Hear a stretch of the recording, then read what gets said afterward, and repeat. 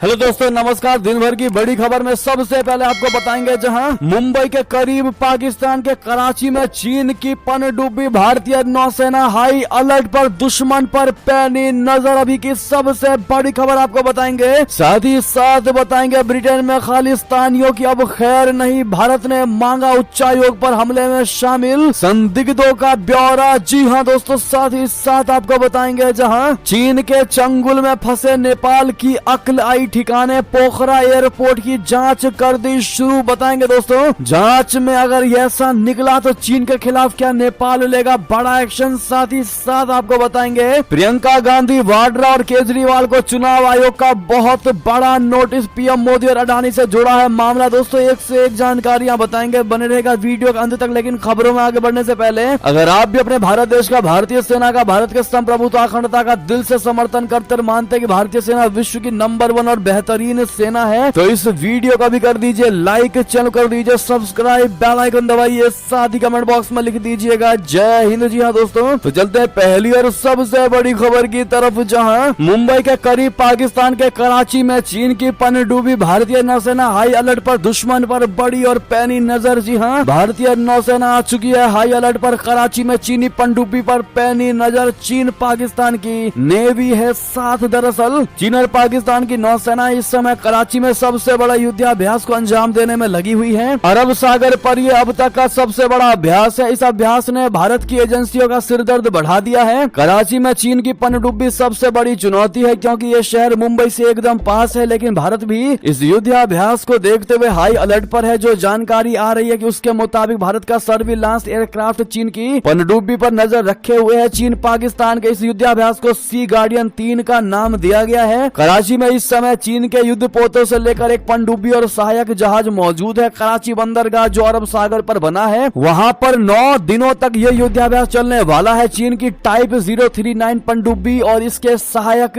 जहाज पर भारत नौसेना का सर्विलांस एयरक्राफ्ट P8 नजर रख रहा है। न सिर्फ इस पनडुब्बी पर बल्कि उसके बागी जहाजों पर भी भारत की करीबी से नजर है। चीन की पनडुब्बी और उसके युद्ध पोतों ने मलक्का स्ट्रेट से एंट्री की है। ये क्षेत्र भी भारत के लिए रणनीतिक तौर पर काफी महत्वपूर्ण है। जी हाँ, मलक्का का ये क्षेत्र हिंद महासागर में चीन की नौसैनिक गतिविधियों पर निगरानी रखने और उसकी हर हिमाकत का जवाब देने के लिए काफी अहम है। चीन की टाइप 039 पनडुब्बी पीपुल्स लिबरेशन आर्मी नेवी की डीजल इलेक्ट्रिक पनडुब्बियों का एक ग्रुप है और इस ग्रुप की सभी पनडुब्बियां चीन में विकसित होने वाली पहली डीजल इलेक्ट्रिक पनडुब्बी है। वैसे में पाकिस्तान के साथ युद्धाभ्यास करके चाइना भारत को डराने की कोशिश कर रहा है और चीन पाकिस्तान को भी मजबूत और स्ट्रांग बनाने की कोशिश में लगा हुआ है, ताकि भारत के खिलाफ दोनों मिलकर लड़ सके। लेकिन दोस्तों, भारत पूरे तरीके से अलर्ट मोड में आ चुका है और दुश्मन पर पैनी नजर गड़ाए हुए है। जैसे ही कोई चीज संदिग्ध देखने को मिलती है, भारत अब इतना सक्षम हो चुका है कि दोनों को अकेले लपेट सकता है। अगर आपको भी विश्वास है कि भारत की ताकत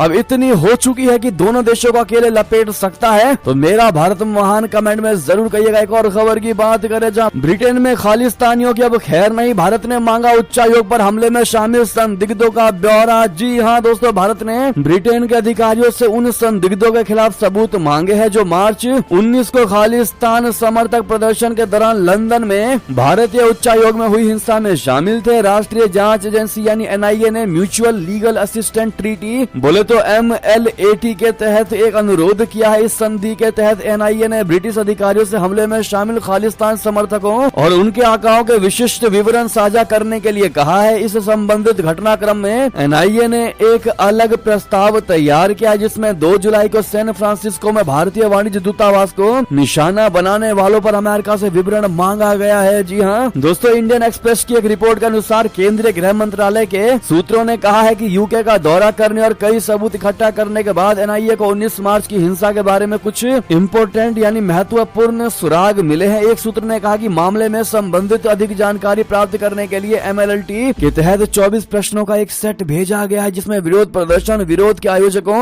उनकी साख, उनकी अनुमति के बारे में पूछा गया है। जी हाँ दोस्तों, वैसे में खालिस्तानियों की तो किसी भी कीमत पर खैर नहीं। साथ ही साथ बता दें कि जयशंकर जी ने कहा भारत और ब्रिटेन का फोकस FTA पर है, सहमति से दोनों देशों को मिलेगा लाभ। दरअसल विदेश मंत्री जयशंकर जी ने सोमवार को कहा कि भारत और ब्रिटेन वर्तमान में एक मुक्त व्यापार समझौते पर ध्यान केंद्रित कर रहे हैं और उम्मीद है कि दोनों पक्ष ऐसी सहमति पर पहुंचेंगे जो दोनों देशों के लिए काम करेगी। जयशंकर द्विपक्षीय संबंधों के विभिन्न पहलुओं की समीक्षा करने और मैत्रीपूर्ण संबंधों को नई गति देने के उद्देश्य से ब्रिटेन के 5 दिवसीय आधिकारिक यात्रा पर यहाँ आए हैं। उन्होंने ये भी कहा कि एजेंडा 2030 में संपर्क, व्यापार, रक्षा और सुरक्षा, स्वास्थ्य और जलवायु परिवर्तन पर मिलकर काम करने पर अधिक जोर दिया गया है। जी हाँ दोस्तों, बात करते हैं अगली और सबसे बड़ी खबर की, जहाँ चीन के चंगुल में फंसे नेपाल की अकल आई ठिकाने, अब पोखरा एयरपोर्ट की जांच कर डाली शुरू। जी हाँ दोस्तों, जो कार्य बहुत पहले हो जाना चाहिए था वो कार्य अब हो रहा है, लेकिन गनीमत है कि कार्य होने लगा है। जी हाँ, नेपाल के दूसरे सबसे बड़े शहर पोखरा में चीन की मदद से 216 मिलियन अमेरिकी डॉलर का अंतर्राष्ट्रीय हवाई अड्डा इस समय नेपाल सरकार के लिए जी का जंजाल बना हुआ है। दरअसल बुनियादी ढांचा परियोजनाओं के नाम पर मोटा कर्ज देकर जाल में फंसाने वाले चीन को लेकर अब दुनिया के देश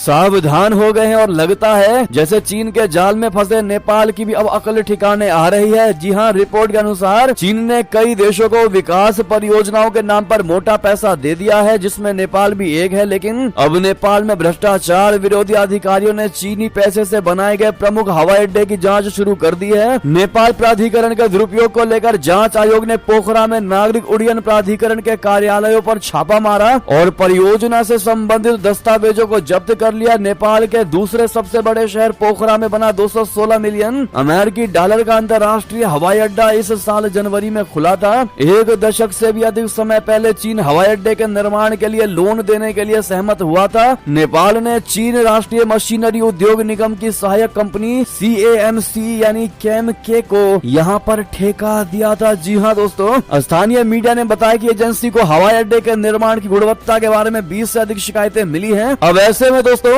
अगर इस पोखरा एयरपोर्ट को लेकर जो पूरी दुनिया सोच रही है, अगर वही चीज निकला तो नेपाल का चीन के साथ संबंध टूटना तो निश्चित ही है। क्या कहते हैं आप लोग? अपनी राय अवश्य दीजिएगा और वीडियो लाइक करना मत भूलेगा। चलते हैं एक और बड़ी खबर की तरफ, जहां अमेरिका की शह पर पाकिस्तान की रशिया से बड़ी दगाबाजी, यूक्रेन को बेचे घातक हथियार, रिपोर्ट में बहुत बड़ा खुलासा। जी हाँ दोस्तों, रशिया यूक्रेन युद्ध को लेकर बड़ी खबर, पाकिस्तान में बने गोले रूसी टैंकों पर तो नहीं गिर रहे। जी हाँ, पैसे के लिए पुतिन से पंगा लेना पड़ गया महंगा। बता दें, गले तक कर्ज में डूबे पाकिस्तान के लिए एक वक्त सस्ते गेहूं और कच्चा तेल मुहैया कराने वाले रशिया के साथ पड़ोसी मुल्क ने गद्दारी की है। पड़ोसी मुल्क की माली हालत पर रहम खाने वाले रशिया के दुश्मनों की मदद कर पाकिस्तान ने ही बहुत बड़ा विश्वासघात किया है। पाकिस्तान जिस थाली में खाता है वो उसी में छेद करता नजर आया है। एक रिपोर्ट में खुलासा हुआ है कि पाकिस्तान ने रूस के दुश्मन देश यूक्रेन को खतरनाक हथियार मुहैया कराए हैं ताकि दोनों देशों के बीच जारी जंग में यूक्रेन की स्थिति मजबूत हो सके। मीडिया में आई खबर के अनुसार आर्थिक संकट से जूझ रहे पाकिस्तान ने रशिया से जारी युद्ध में यूक्रेन को हथियारों की आपूर्ति करने के लिए पिछले साल कथित तौर पर 2 निजी अमेरिकी कंपनियों के साथ हथियारों का सौदा करके कथित तौर पर 36 करोड़ 40 लाख अमेरिकी डॉलर कमाए थे। सोमवार को BBC उर्दू की खबर के अनुसार एक ब्रिटिश सैन्य मालवाहक विमान ने यूक्रेन को हथियारों की आपूर्ति करने के लिए रावलपिंडी में पाकिस्तान वायुसेना के नूर खान अड्डे से साइप्रस अकाट्री में ब्रिटिश सैन्य अड्डे और फिर रोमानिया के लिए कुल 5 बार उड़ान भरी। हालांकि पाकिस्तान ने लगातार इस बात से इनकार किया है कि उसने रोमानिया के पड़ोसी देश यूक्रेन को हथियार मुहैया कराए हैं। BBC की खबर में अमेरिका की संघीय खरीद डेटा प्रणाली से मिले अनुबंध के विवरण का हवाला देते हुए दावा किया गया है कि पाकिस्तान ने 155 mm तोप के गोले की बिक्री के लिए ग्लोबल मिलिट्री और नॉर्थरॉप ग्रुमन नामक अमेरिकी कंपनियों के साथ 2 अनुबंध पर हस्ताक्षर किए। जी हाँ, यानी कि दोस्तों, जिस रशिया ने पाकिस्तान की माली हालत को देख करके उसकी मदद की, उसी पाकिस्तान ने रूस के साथ ही विश्वासघात कर दिया। जी हाँ दोस्तों, लेकिन जिस समय रशिया ने पाकिस्तान की मदद की थी उस समय हमारे भारतीय लोग भी कह रहे थे कि रशिया ने बहुत बड़ी गलती की है पाकिस्तान की मदद करके, और वाकई में दोस्तों उनकी ये बात सच साबित होती दिखाई दे रही है। इस पर आपका क्या कहना, अपनी राय अवश्य दीजिएगा। एक और खबर की बात करें, जहां अब बहुत हो गया, ऋषि सुनक को जाना ही होगा। जी हाँ, सुएला को पद से हटाने के बाद यूके के PM मुसीबत में पड़ गया विश्वास प्रस्ताव को लेकर। जी हाँ, यूके के प्रधानमंत्री ऋषि सुनक हो सकता है कि आने वाले दिनों में अपनी सत्ता गंवा दे। सुनक ने सोमवार को गृह मंत्री सुएला ब्रेवरमैन को बर्खास्त किया है और इसके बाद ही उनके खिलाफ पहला विश्वास प्रस्ताव पत्र लाया गया है। उनकी कंजर्वेटिव पार्टी की 1922 समिति के अध्यक्ष सर ग्राहम बेडी को पार्टी की सांसद एंड्रिया जेनकिंस ने चिट्ठी लिखी है। ये चिट्ठी सुनक पर सबसे तीखा हमला है और इसमें उन्होंने PM की जमकर आलोचना की है। जेनकिंस ने कहा है कि सुनक ने लोकतांत्रिक रूप से चुने गए नेता बोरिस जॉनसन से छुटकारा पाया है उन पर हमला करते हुए इसमें लिखा है कि बहुत हो गया। जेनकिंस ने एक्स यानी ट्विटर पर लिखा, ये इतना बुरा नहीं था कि हमारे पास पार्टी का एक नेता है जिसे सदस्यों ने अस्वीकार कर दिया है। अगर ये बुरा नहीं है तो फिर सर्वे बताते हैं कि जनता ने उससे अस्वीकार कर दिया है और मैं इस बात से पूरी तरह सहमत हूँ। ऋषि सुनक के जाने का समय हो गया है। उनका कहना था कि पूर्व पीएम बोरिस जॉनसन को बाहर करना अक्षम्य था, लेकिन उनके मंत्रिमंडल से एक व्यक्ति को बाहर करना और फिर सुएला को बर्खास्त करना गलत है। साथ ही साथ अगली खबर बता दें इसी से जुड़ी, जहां प्रधानमंत्री ऋषि सुनक ने फेरबदल के बाद बुलाई पहली कैबिनेट बैठक,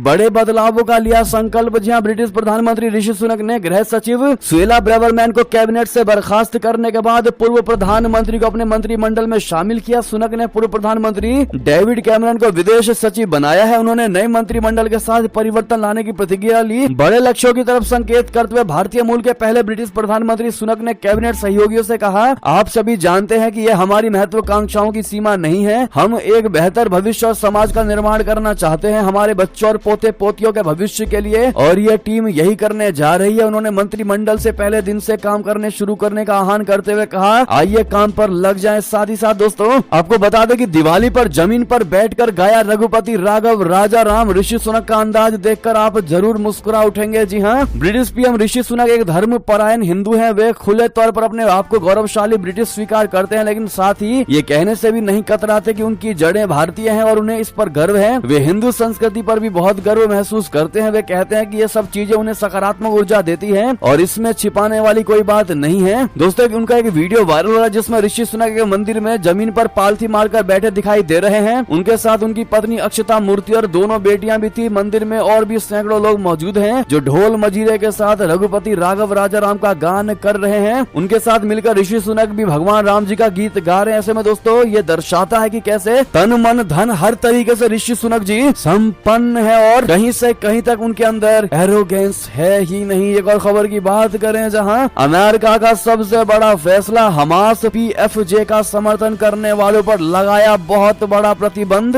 आतंकवादी फंडिंग को लेकर कह डाली ये बात। जी हाँ, इजराइल और हमास के बीते 5 हफ्तों से ज्यादा समय से भीषण युद्ध जारी है। इस बीच अमेरिकी विदेश मंत्री एंटनी ब्लिंकन ने कहा कि उनका देश ब्रिटेन के साथ मिलकर उन लोगों और संस्थाओं पर प्रतिबंध लगा रहा है जिन्होंने आतंकवादी समूहों हमास और फलस्तीनी इस्लामिक जिहाद का समर्थन किया है। ब्लिंकन ने कहा कि हम इन आतंकवादी वित्त पोषण के चैनलों को बाधित करने के लिए अपने भागीदारों और सहयोगियों के साथ समन्वय करना जारी रखेंगे। अगली खबर की बात करें, जहां दिवाली मना रहे हिंदुओं पर पत्थरबाजी, ट्रूडो के कनाडा में खालिस्तान समर्थकों की गुंडागर्दी। जी हाँ दोस्तों, बहुत बड़ी खबर, कनाडा में खालिस्तान समर्थकों का एक कथित वीडियो सोशल मीडिया पर जमकर वायरल हो रहा है। इस वीडियो में खालिस्तानी समर्थकों को दिवाली का जश्न मना रहे हिंदुओं पर हमला करते देखा जा सकता है। ये वीडियो कनाडा के ब्रैम्पटन का बताया जा रहा है। वीडियो में देखा जा सकता है कि खालिस्तानी झंडे हाथों में थामे कुछ लोग जमीन से पत्थर उठाकर दिवाली मना रही हिंदुओं की भीड़ पर फेंकते नजर आ रहे हैं। रिपोर्ट के मुताबिक ये घटना ब्रैम्पटन के माल्टन की है। बाद में पुलिस भीड़ को पीछे हटने को कहती नजर आ रही है। पुलिस ने बाद में जारी बयान में बताया कि वे मामले की जांच कर रहे हैं। कनाडा के प्रधानमंत्री जस्टिन ट्रूडो ने भारत पर खालिस्तानी आतंकी हरदीप सिंह निज्जर हत्याकांड में शामिल होने का आरोप लगाया है, लेकिन इस प्रकार के कृत्य कनाडाई पीएम जस्टिन ट्रूडो के द्वारा देखा नहीं जा रहा। दोस्तों इनको इग्नोर किया जा रहा है। इन खालिस्तानियों को पूरा सपोर्ट किया जा रहा है, चाहे वो इनडायरेक्टली ही क्यों ना हो। और अगर भारत खालिस्तानियों को लेकर कनाडा सरकार पर तंज कसती है तो कनाडा को बुरा लग जाता है। ऐसे में इस पर आपका जो भी कहना हो दोस्तों कमेंट में लिखकर अवश्य बताइएगा। और अगर आप भी चाहते कि इन खालिस्तानी आतंकवादियों को ऐसी सजा मिले कि वो दोबारा ऐसी जुर्रत ना कर सके तो कमेंट में मोदी है तो हर चीज मुमकिन है कहना मत भूलिएगा। साथ ही साथ अगली खबर की बात करें, जहां भारत को रशिया देगा इगला S एंटी एयरक्राफ्ट मिसाइल, इसे हाथ में लेकर मार गिरा सकते हैं दुश्मन का विमान। जी हां, रूस भारत को इगला S anti aircraft missile supply करने के लिए तैयार है। राइटर्स ने रूसी समाचार एजेंसी TASS के हवाले से मंगलवार को यह जानकारी दी। इसमें बताया गया कि रशिया ने भारत को इगला S देने को लेकर एक करार पर हस्ताक्षर किया है। साथ ही लाइसेंस के तहत इगला के प्रोडक्शन को लेकर भी समझौता हुआ है। मालूम हो कि इगला S हाथ से पकड़ी जा सकने वाली विमान भेदी मिसाइल है। ये man portable air defence system यानी मैन पैड्स है, जिसे कोई व्यक्ति या ग्रुप दुश्मन के विमान को मार गिराने के लिए दाग सकता है। सरकारी हथियार निर्यातक रोसोबोरोनेक्स पोर्ट के प्रमुख अलेक्जेंडर मिखेयेव ने कहा कि हमने पहले ही संबंधित दस्तावेज पर हस्ताक्षर कर दिए हैं। अब भारतीय निजी कंपनी के साथ मिलकर इंडिया में इगला S मैन पैड्स का प्रोडक्शन शुरू करने वाले हैं। बता दें कि रशिया अभी भी भारत के लिए हथियारों का सबसे बड़ा निर्यातक देश बना हुआ है। ये जरूर है कि रशिया यूक्रेन युद्ध के चलते रूसी सेना और उसके हथियारों के जखीरे को लेकर कुछ सवाल उठे हैं। दोस्तों, एक और खबर की बात करें जहां पर कनाडा में फ्लाइट लैंड करवाकर भाग गए पाकिस्तानी एयरलाइंस के क्रू मेंबर्स। कंगाल देश की इंटरनेशनल बेइज्जती। जी हाँ, कंगाल हो चुके पाकिस्तान में अब कुछ भी ठीक नहीं है और जिसे जहां मौका मिल रहा है वो वहीं फरार हो रहे हैं। पाकिस्तान की सरकार ने सोमवार को पुष्टि की है कि पाकिस्तान इंटरनेशनल एयरलाइंस के 2 और क्रू मेंबर्स कनाडा में फ्लाइट को लैंड करवाने के बाद भाग गए। पाकिस्तानी एयरलाइंस के प्रवक्ता ने सोमवार को कहा है कि इस्लामाबाद के से पाकिस्तान इंटरनेशनल एयरलाइंस की उड़ान के टोरंटो में उतरने के तुरंत बाद 2 वरिष्ठ क्रू मेंबर्स कनाडा में भाग गए। पाकिस्तानी अखबार डॉन के मुताबिक इन क्रू मेंबर्स के भागने के साथ ही इस साल कनाडा पहुंचने पर छिपकर भाग जाने वाले पाकिस्तानी एयरलाइंस के क्रू सदस्यों की संख्या बढ़कर 4 हो गई है। इसी तरह पिछले साल भी PIA के 4 क्रू मेंबर्स भाग गए थे। PIA के प्रवक्ता ने कहा कि 2 वरिष्ठ फ्लाइट अटेंडेंट खालिद महमूद और फैदा हुसैन PIA की उड़ान PK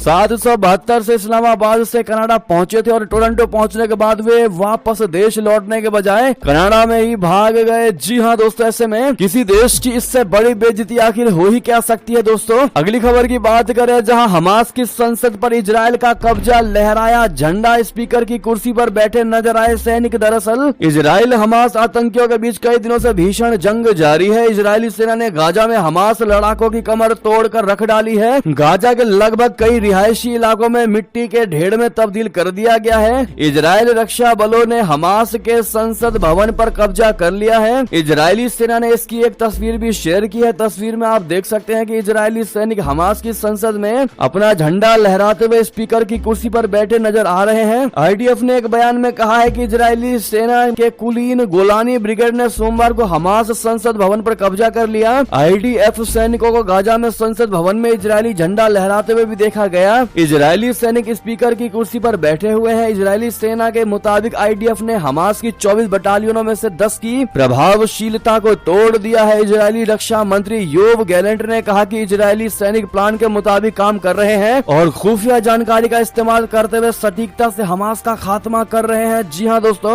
एक और खबर की बात करते हैं जहां पाकिस्तान विचारक ने जमकर सुनाया पाकिस्तान और पाकिस्तान सरकार को खरी खोटी। कहा मुसलमान और बनिए तक का DNA एक है। तुर्की और अरब से हमारा क्या नाता। जी हाँ, देश का विभाजन हुए 75 साल से ज्यादा का वक्त बीत चुका है, लेकिन अब भी सीमा के दोनों ओर इसका दर्द देखा जा सकता है। कभी भारत का ही हिस्सा रहा पाकिस्तान, अब खुद को भारतीय संस्कृति से बिल्कुल अलग एक इस्लामी मुल्क के तौर पर ही प्रोजेक्ट करता है। भारत और पाकिस्तान का एक साझा इतिहास रहा है, लेकिन वो उसे भी नकारता रहा है। यहाँ तक कि नस्लीय तौर पर भी भारत और पाकिस्तान के लोग एक ही हैं, लेकिन वो इस्लाम के नाम पर अलग मानता रहा है। हालांकि पाकिस्तान में ऐसे कई विचारक हैं जो उसकी इस सोच को गलत मानते हैं। इनमें से ही एक है परवेज हुद भोए। परवेज हुद भोए भौतिकी विज्ञानी रहे हैं, लेकिन उन्होंने पाकिस्तान के इतिहास और मजहब का भी गहरा अध्ययन किया है। हाल ही में उन्होंने Pakistan origins identity and future नाम से एक नई पुस्तक लिखी है। इस पर चर्चा के दौरान उन्होंने एक YouTube चैनल से बातचीत में साफ कहा कि भारत